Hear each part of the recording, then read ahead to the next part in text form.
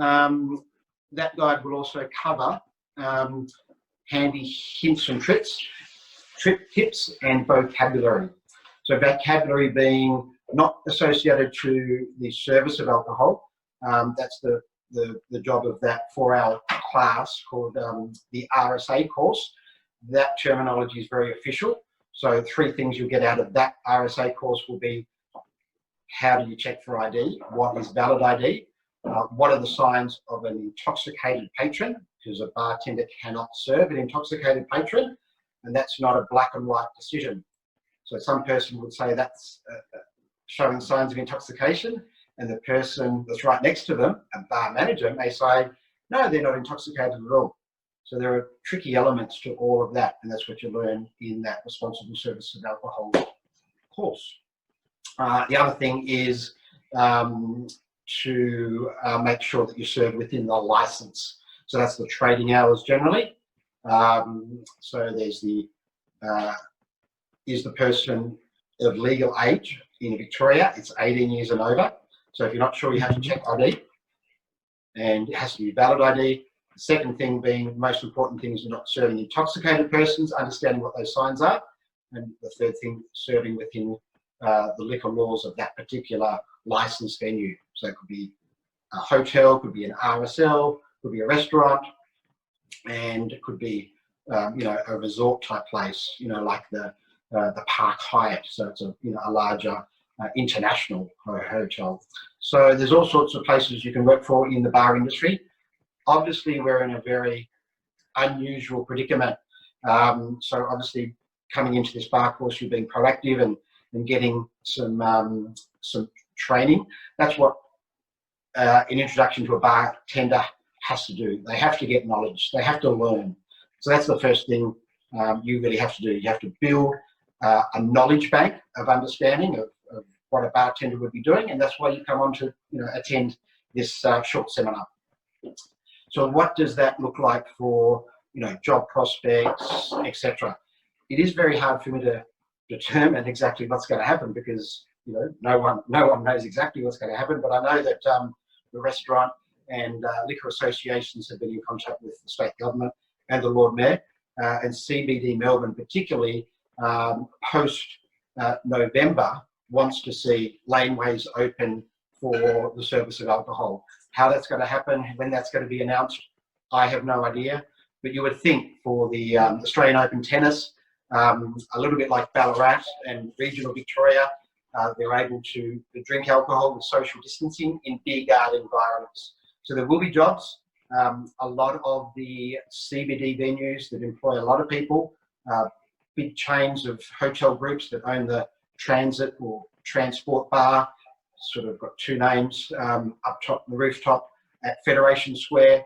They pretty much own 5, 6, 12, 14 different hotels dotted around Melbourne and Melbourne suburbs. So these groups of hotels employ a lot of people, but they haven't been able to keep a lot of people on the books and pay through JobKeeper.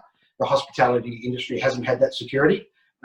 So you'll find that if you weren't a full-time bartender at a senior level, you will not be getting JobKeeper at the moment. So they've had to go on and source other income. Some of them may have been part-time and worked for some period of time, maybe on JobKeeper.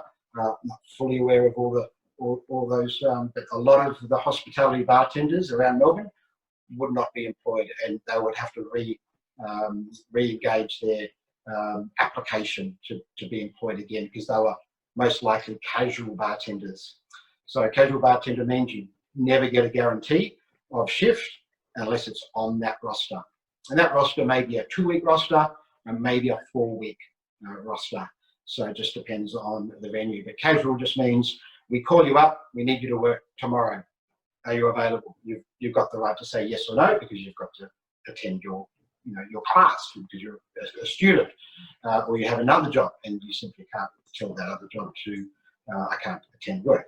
So casual is a relationship that has to be built when you apply for that, but quite often when you're introducing yourself to bartending in the hospitality industry, most likely the only opportunities, especially post-COVID, you will find will be casual employment.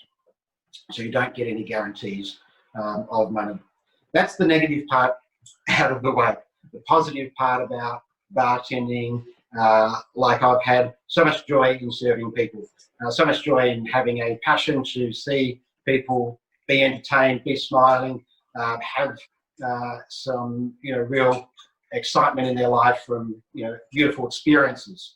So you can't do that on yourself. So the bartender is never a solo person. They're always in a team environment. So you need to think about what those bartender skills will be. And one of the biggest ones, apart from that knowledge, which we'll sort of come back to and always touch on throughout my conversation with you, is energy to serve. So there's a willingness to learn. So you've got to build that technical and that understanding knowledge about the liquor laws through your RSA certificate, your knowledge of spirits and liqueurs. We'll get to that as we finish this intro about bartending in general. Knowledge a little bit about wine. You're not going to be an expert of anything about product knowledge unless you are so passionate about one of them, because there's just so much to learn. It's just a lifetime of learning. I don't think anyone in the world can say, I know everything there is to know about champagne and sparkling wine, because they would be fooling themselves, because it's always ongoing. There's so much intricacy of it. People...